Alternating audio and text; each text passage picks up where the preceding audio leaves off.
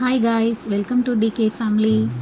வேர்க்கடலை சட்னி தயார் செய்ய போகிறோம். வேர்க்கடலை தேவையான அளவு, சிறிதளவு பூண்டு, காய்ந்த மிளகாய், நல்ல காரமாக இருந்துச்சுன்னா கம்மியாக சேர்த்துக்கோங்க, காரத்திற்கு ஏற்ற போல் சேர்த்துக்கோங்க. புளி தேவையான அளவு, வேர்க்கடலையை தேவையான அளவு சேர்த்துக்கொண்டு அதற்கூட சிறிதளவு பூண்டு,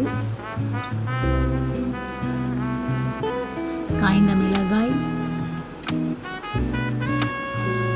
புளி, ஒரு சிறிய அளவு புளி சேர்த்துக்கொள்ளணும்.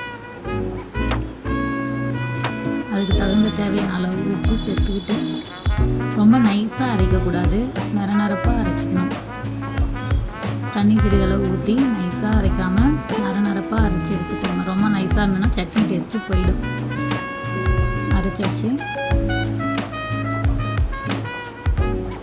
சட்னி ஜாரியும் லேசாக தண்ணி ஊற்றி கழுவி மிக்ஸ் பண்ணிக்கோங்க சட்னியை.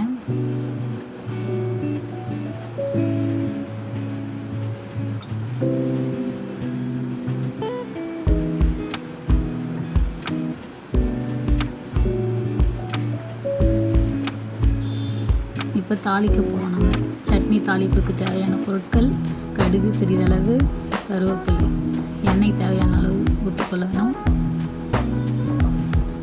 சிறிதளவு கடுகு சேர்த்துக்கோங்க.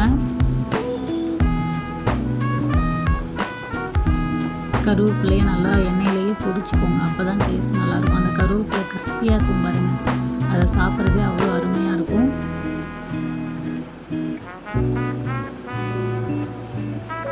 நல்லா பொரிய விட்டுட்டு ஸ்டவ் ஆஃப் பண்ணிவிடுங்க.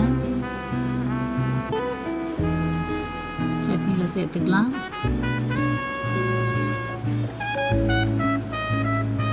அவ்வளோதாங்க, சட்னி ரெடி.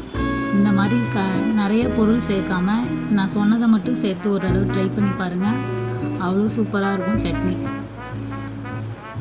அதுக்கு நம்ம தோசை இப்போ ஊற்றி எடுத்துக்கிட்டோம். நம்ம வச்ச சட்னியை ஊற்றியாச்சு. டேஸ்ட் பண்ணி பார்க்க போகிறோம்.